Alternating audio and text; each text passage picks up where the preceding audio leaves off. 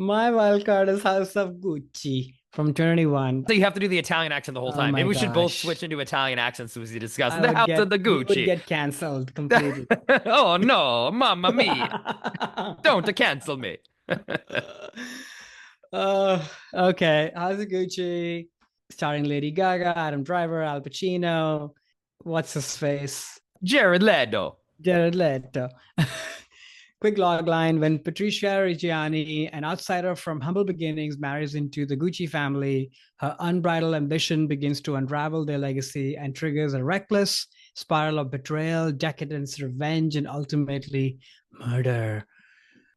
So I was one of the defendant of these movies when it came out. I watched it in the theater. I had a really good time. Everybody was up in arms about accents and accuracies or inaccuracies and everybody being in different movies and what have you. But I had a great time and I still do. I think this movie is very entertaining. The reason it's a wild card to me is that I think we've seen these themes, including in Gladiator 2, of sort of politics and greed and ambition in Ridley's movies and revenge. Certainly, we've seen that. But I usually associate him with period that's either futuristic or prehistoric, Mm-hmm.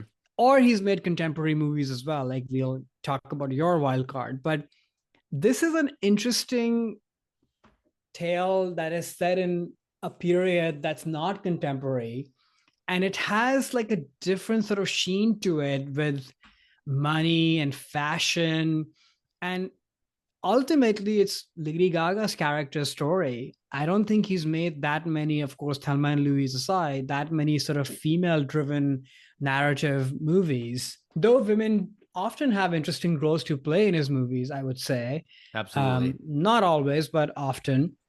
Even Ripley, like she emerges as the heroine much later in the movie, not in the beginning. It's a Right. very much an ensemble piece. You're not really sure.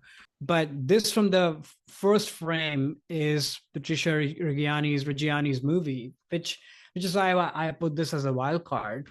Does it fully come together? No. Is it flawless? No. But I think it's damn entertaining. It's beautifully mounted. I think, despite all the complaints people have, I think everybody did an amazing job in the movie, just given what they were given.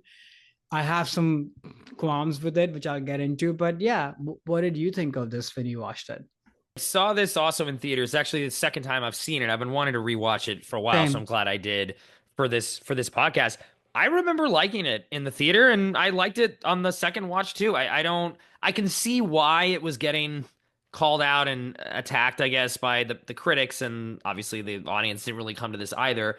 I find it enjoyable. I think it's a fun tale. I think, at the time, and this is kind of also the case still now, there's this trend in Hollywood nowadays of making these like business movies, like, oh, how the Cheetos were made or how the BlackBerry, like that seems to be a trend. And this is essentially Ridley's take on that, but not just about this business tale of how the Gucci company left the family's hands and just turned into just a multinational corporation. There's a drama here. It is, to me, this is a movie about a family business. And when in the beginning of the film, this is a family business, and Lady Gaga comes in and essentially just makes it into a business. And what happens in that point, all the family pieces become less important.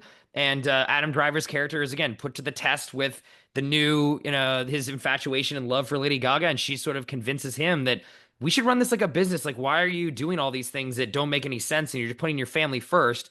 And then, yeah, he falls for it. And I don't think she comes across as like a gold digger or, yeah, she has ambition, but she feels honest to me in terms of what's driving her. She genuinely feels like this is not the right way to run the company. Mm-hmm. And the rest of the players involved, the Gucci family, they just care more about their family and the relations of their family than they do the Gucci business. And that is eventually what does the family business in at the end. I think this is a tragedy not only because Adam Driver's character is murdered in the film, but it's just sad to kind of see a family business and a brand that means something very personal to people get turned into just a brand name in this giant international luxury conglomerate of people that don't care about where the leather is made. I mean, I love that scene when Al Pacino's like, look, this is the farm and this is where the cows come from. And you can Mm-hmm. tell that these people genuinely love not only fashion, but it's like a part of them in these products because it's their name on the stores, but not in like a "I must protect my my brand. It feels more like a member of the family to them. And Lady Gaga comes in as a, a brand manager would and say, no,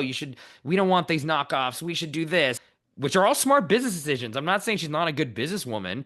And the movie presents her as being smart, but there's tension with the family and it rips the family apart and then also takes the business into a way that just makes it, again, a name and an investor sheet as opposed to what it was. So that part of it it's always resonated with me even more so in the Yeah. second watch. It's a tragedy involved in it. And yeah, you might say that the tone is a little silly and over the top in all performances, but I think that is what there's also a trashiness to the story, a There tabloidiness to the is. story that I think works. I mean, everyone works to me in this, even Jared Leto, who's someone who sometimes makes terrible choices. I think he comes across well in this, and I don't know. I'll defend this movie along with you. I think it's not Ridley's best, no, but it's entertaining, and I think there's a lot more of this message to the movie too. There's a tragedy in it that I just think is a very interesting take.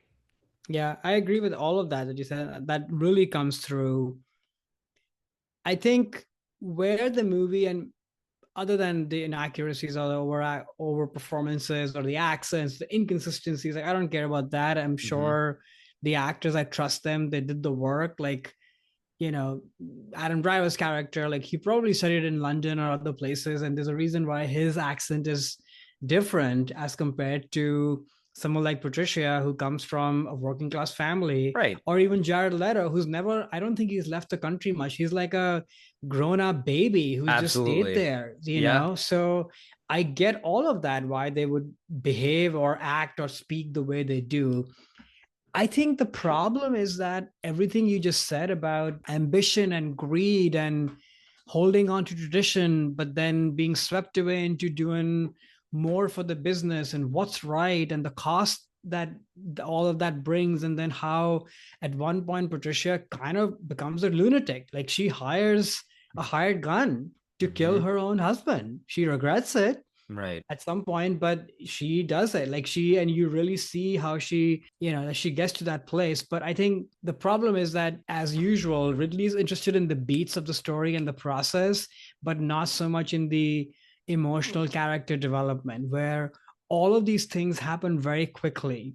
And as much as the actors are doing a great job in communicating where they're at, it's just not given time to really breathe. It's not in the script because Ridley doesn't care about these things. So when Adam is finally like, yeah, I don't want you anymore because you're annoying and gaudy and irritating, and you just have taken the business in a different direction, and he's not interested. Like it happens so fast. You have to, as a viewer, you have to really kind of put the pieces together. Oh, I understand why he's behaving this way, or I understand why she wants to hire somebody to kill the husband. But it's just not let, like these are dramatic, like Shakespearean, even theatrical, operatic sort of Hmm. things that are happening in this movie, but they're not allowed to really land on you in the right way, which again is a shame to me because this movie could be like a masterpiece because there's so much drama in here. Yeah. Yeah. But it doesn't come through fully. He just leaves all this for you to kind of put it together. I am glad that this is not a Ryan Murphy movie because that would be on the other extreme of things, which I cannot tolerate actually. You So know, I'm glad this is here. I would rather watch that. Yeah, I think the Ryan Murphy thing, I was watching this and I'm like, you know what? I think this in a way might have been more successful through his lens. I think to me, it was less about things happening fast, which they do. And sort of felt that was more that Lady Gaga's character and her performance is so good. The movie gives her so much time that Adam Driver's character and even their relationship sometimes isn't focused on enough because they are also not trying to deal with Adam Driver and their relationship, but the rest of the Gucci family. It's almost like Right. too broad of a brush they're painting. And if maybe True. better to do, if you want to include all these other characters, maybe you should make it a Netflix miniseries by Ryan Murphy. And if you want to make it a movie, maybe make it more about their relationship, Adam Driver and Gaga, and focus so much on that. Because I do think that his turn to be like, okay, I want to divorce you, let's live in separate houses, does seem very sudden. I buy Yeah. more into her evolution into actually Yeah, hiring those I agree. hitmen because I think the movie knows that she's more interesting It's and her they spend movie. more time. It is her movie, yeah. And that to me, it's more of like, is it an ensemble piece about the fall of the Gucci family? Or is it about this marriage where, the wife basically convinces or teaches the husband how to put business above family, which makes both crumble, his family and his business. Again, overall, the movie works for me, I think, more than it does for other people. And maybe over time, this will get rediscovered or have more of an appreciation than when it came out. Because I don't know, I was a little surprised it was so hated, I guess, or people It was turned just on it so mocked a much. lot because it became a bit of a meme, right? With Yeah, all these lines and, I'm not an ethical person, but I'm fair. Like all of this that's pretty good stuff, accent. we live in that culture. Yeah. So hopefully over time, people will find, just more meaning in Hmm. it. But yeah, this is once again in a string of Ridley movies, like you're saying, like there's too many stories, there's too much, and he's usually interested in one of those things or maybe two of those things, and the rest of those things sort of fully don't come together, and this is Hmm. yet another example of that, although more successful, I think, than a lot of the other ones that he's done in this vein. Agreed. Also another example of like a weak guy who's kind of crumbled based on his sexual desire. Like I think that really lands. I think in the second viewing, I didn't clock on that in my first viewing. Like they are really horny for each other because he's shown as this like really simple guy in the beginning. Hmm. Like he's very bookish, actually. He's trying to sort of get away from all the stuff of the Gucci family. And she kind of really comes in and ignites something in him, which makes him feel like I have control and power, but actually he never did. He's like a bit of a weakling in some ways.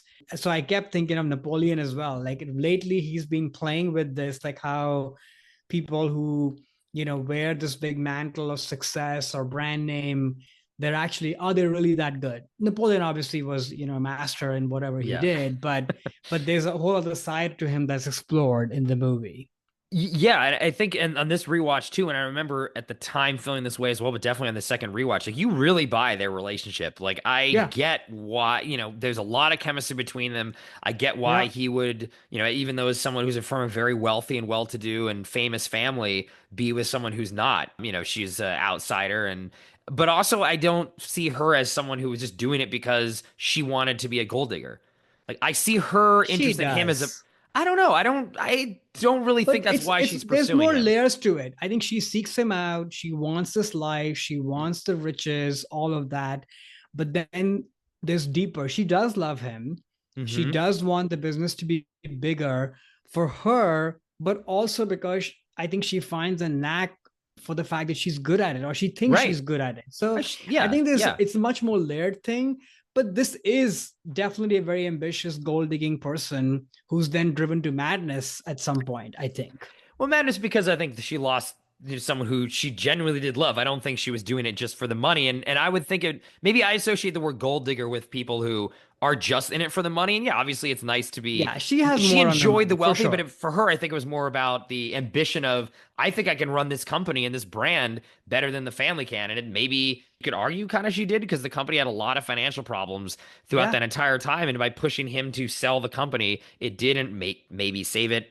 I don't know how accurate a lot of this stuff is because I'm not super true. familiar with Yeah, with the history here, but at least that's how the movie presents it. It's like, in a way she's kind of right, but what do you lose in that? You sell your soul right. to the private equity and then, all the familyness and the heart is sucked right out of it because that's, Yeah, essentially what happened. yeah. No, I agree. She's not just after the money, but she's definitely. Ambitious, yeah. Hi there, it's Alex. If you like the review and discussion Karan and I just had, make sure you subscribe to our channel, Movies That Shaped Us, to get full episodes.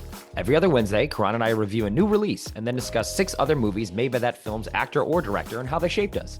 Subscribe right now or follow our podcast on Spotify or Apple Podcasts via the link in the description below. Hope you join us for the journey.